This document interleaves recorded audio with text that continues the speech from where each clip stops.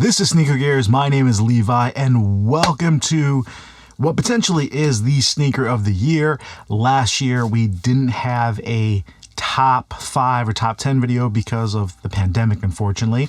But last year's sneaker of the year, essentially, I would safely call it the KD13. And this year, it just might be the successor, the KD14. So today we're comparing the KDs of the last 2 years to see which one is best for you. But honestly, we got some bangers either way.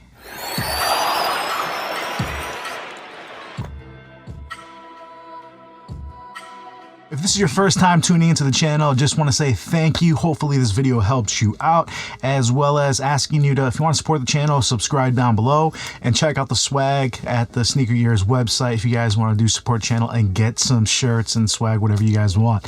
As far as the sneakers, the KD13 and 14, I guess the best way to tell you how good a shoe is I kind of have 3 levels. I buy a shoe and I guess I keep it just because I want to have it in the collection or I want to compare it. I have a shoe and I love it, but I don't really want another pair. You know, it does a great job, but I'm not going to wear it out. And then I buy a second pair. I have 2 pairs of the KD13, guys. I actually went out and got a second pair of the KD14. So honestly, just absolutely legit. This shoe is so good. It is unbelievable what they did. And I'll actually show you the other pair just because I like the lace change that we did. Let's swap this out. Got the pink fire on here that actually I think goes a little bit better with the rest of the shoe. But anyway, we'll start with the upper, start with the fit, what makes it so good, especially compared to the KD13, and how is it going to differentiate for each player and for your foot size, and who's going to like which shoe more. So let's jump right in. All right, so starting with the fit, the KD14 I think is going to be much more flexible for a variety of players. It uses this kind of soft mesh upper that has a little bit of this like felt lining to it. It essentially molds to your foot almost immediately, but there is some break-in. Guys, I got a 12.5 in it, and after I played in it for probably 3-4 days, I had to really torque it down even more. I ended up getting my second pair, size 12.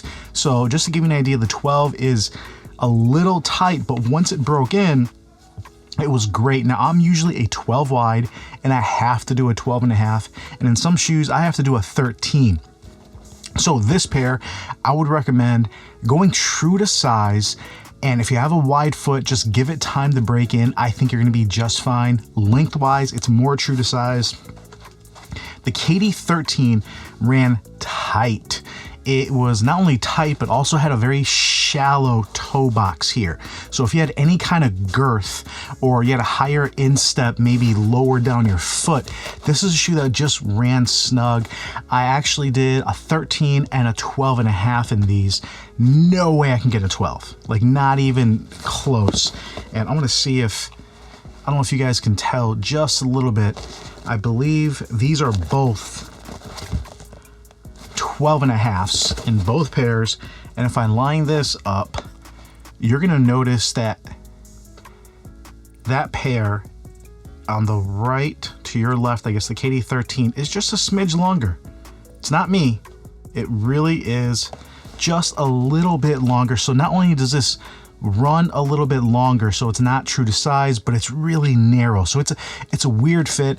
A 13 on this just feels really long, but a 12.5, even though slightly big, still gives me the room I need. So you definitely want to go half a size up on the KD13, or if you have a normal or narrow foot, go true to size, and just be aware you might have a little extra length. So this wasn't as great of a fit, but as far as the materials, essentially this was a way more firm, structured, kind of plasticky and almost cheap upper. But what that did is it really aided containment, and we'll get into that. So it didn't fit nearly as nice. There wasn't nearly as much break-in, even though it does break in a little bit. It's just a snug shoe. And same thing, if you have a high instep or girthy foot, this is gonna work for you, but just be aware. These are both gonna be mid tops. So I know I have a couple hoopers who are like, yeah, I like lows, I like highs, whatever it is. These are kind of right in the middle. You know, they fit as a mid, so I think it's a good compromise no matter what kind of style you like. You're gonna be able to enjoy these. This, just because of this pathetic Velcro strap, doesn't really aid in containment at all. It looks dope.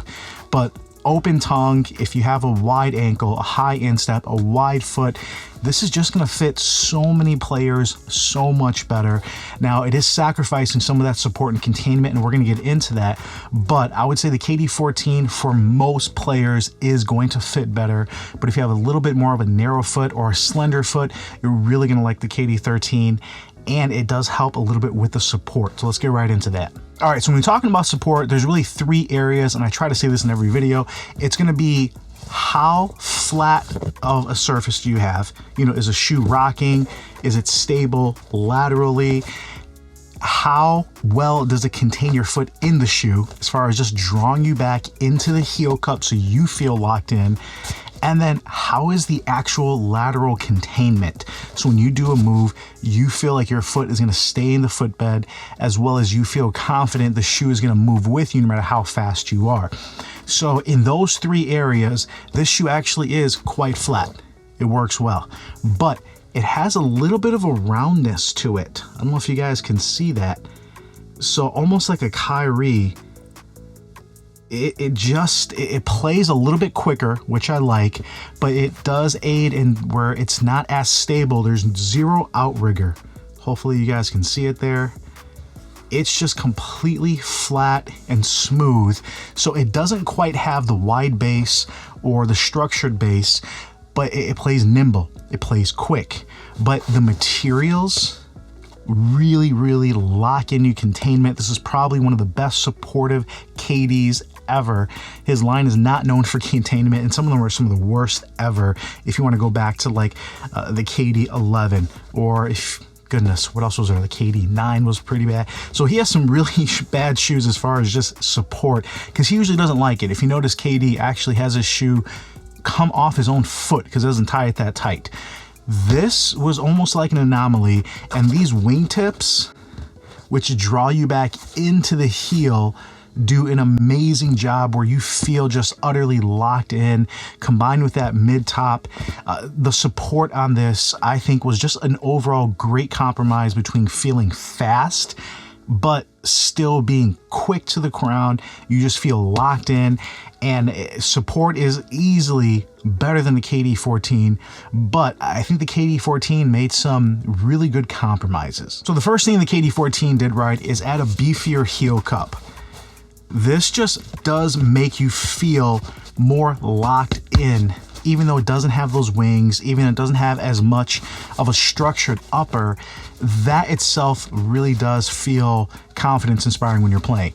It also has a little bit more of a wider base, and you kind of see just a natural outrigger there, and you can almost see it on top where the foam just comes out a little bit, as completely flat. There's nothing rounded, very, very little here on the inside. Hopefully you guys can see that. So it's not nearly as kind of Kyrie-like as the KD13. So you feel planted, you feel stable, you feel locked in. But because of this upper, if you are a very shifty or fast guard, this is something, this upper is gonna flex, it's gonna move, and again, it's really comfortable. But unless you are a lightweight, super fast playing guy, I think this is still giving you enough containment. Now, in my case, going from a 12.5 to a 12, which is my true size, even as a wide footer, really helped as far as once that material started to stretch, it still had enough support, enough lockdown where I felt really great playing in it either way. So just take that into mind, as well as if you're not a wide footer, you're just gonna have to torque it down. And I actually let one of my guys use this who's also a size 12, but he's a normal footer, and he just felt it was a little bit sloppy of a fit. Maybe he could have done 11.5, but lengthwise, the 12 still fit him right. So it's one of those, it doesn't nearly have the structured support that the KD13 does, and I think the cushion plays into that as well. This is going to be just a softer, more comfortable upper, and the support does a very good job, but it's not nearly at the level of this is, or if you do need something that's just a max or higher level of supporting shoe, this is not quite it, even though it's excellent. Now to the cushion. These both are rocking full-length Zoom Strobel, which is essentially Nike's best cushioning. They put it in their Jordan 36 with a variant of it. They have full-length Zoom now in the LeBron 18. We'll see how the 19 feels. You get it in the Cosmic. There's a lot of shoes you can get it in, and the KD line has been flaunting this since the KD12, 13, and now 14. Now, the biggest difference is going to be the KD14. I think is an upgrade, but just depends how you play.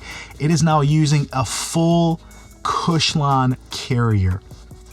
So this foam here is way softer. It's just really nice and plush is the word. I feel like you're almost getting the same kind of cushion you're getting out of the LeBron 18, except you're much lower to the court and way more stable. The LeBron 18, and I don't even think I did a review on it yet, it's just this massive level of cushion that feels amazing, but feels like you're in platforms 2 inches off the court. Like you never quite feel safe or stable. These, you still feel low to the court. The full-length Zoom, you still feel that bounciness, that plush, and this actually feels closer to what the KD12 did, which the KD12 had those holes in the midsole that allowed that Zoom Air to really reflex and reflect the impact. This kind of has that feeling. It's bouncy, it's plush. In my top 5, I think this was number 2 or 3. The cushion is amazing, and even if you're a really fast player and you want like really great court feel, it's low enough and responsive enough. I think anybody can enjoy, but this is definitely a max cushion shoe, and I think it does it really well. Now, how does that compare to the KD13? Well, this guy, they actually completely enclose that full length Zoom Strobel. There's no flex points or anything in it, so it doesn't feel nearly as bouncy, but how they kind of maneuvered around that is they put a double stack Zoom Air in the forefoot, which you can kind of see essentially where it looks like with this colored foam. Because you have that double stack Zoom in the forefoot, it still feels really cushioned. Now, it's not as plush as that, so this is, again, if you're a faster, quick player, you're going to feel a little closer to the ground. The Zoom Air has a little bit of bounce, but it's more muted, so you do feel a little bit more responsive as far as when you push on the ground, you're pushing off on the ground. So it's slightly more firm. So you're not getting the same plushness out of that.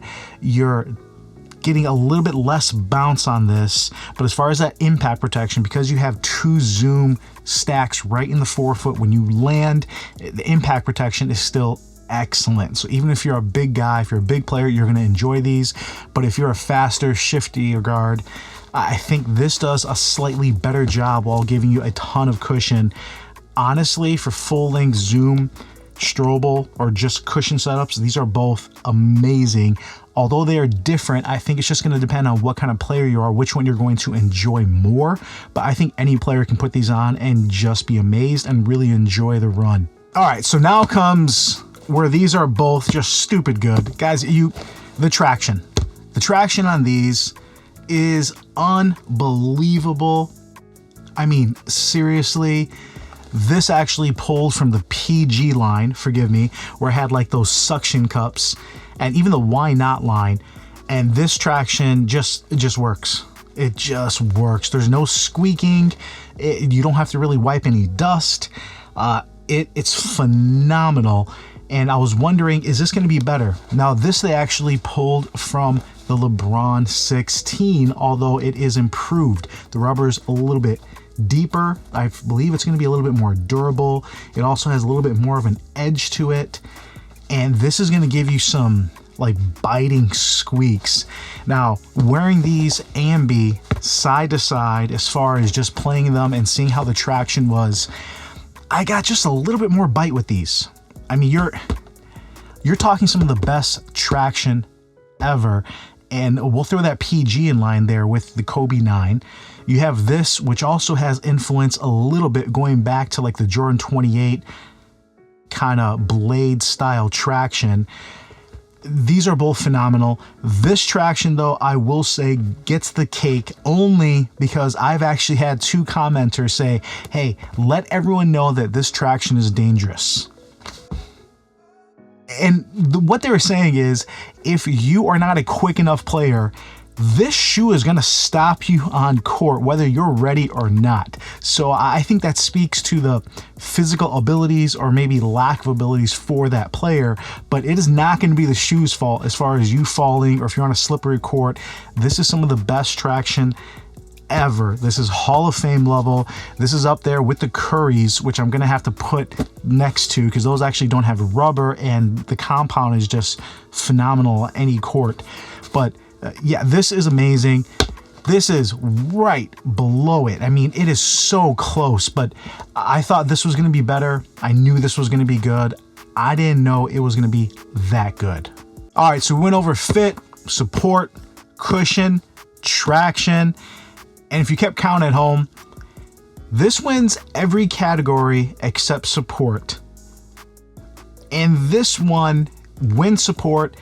And even though it has less cushion, I think it's a better cushion setup for the shiftier, faster guards out there. And as far as the fit, if your foot shape is a little bit more narrow, this is going to be a better fit. So it's not a clear cut. This is the better shoe. Go and get it. And the KD13 is trash. No, guys. You got 2 amazing shoes, and hopefully I broke it down where you can know what is your foot shape, what is your playing style, where you can see which one is better. If you're purely coming from a budget mindset and you're able to get the KD13 at a good deal, just grab it. You're not going to be disappointed. If you're waiting for the KD14 to go on sale, that's fine, but I can also say this is worth it. The KD14 does so much so well. You have top 5 almost all-time cushion. You have top 5 all-time traction. You have a fit that's going to fit a lot of people. This upper is just very malleable, and I think a lot of folks with a lot of different foot shapes are going to be able to wear this comfortably. And hopefully you like some of the colorways that came out.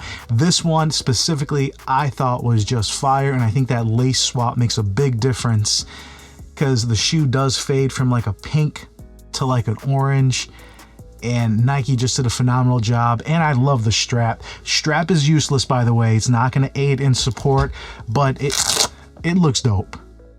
Guys, girls, hoopers all over, hopefully this video helped you out. If you liked that video, give it a thumbs up. Share it to any of your hoopers who are asking or wondering what shoe they should get.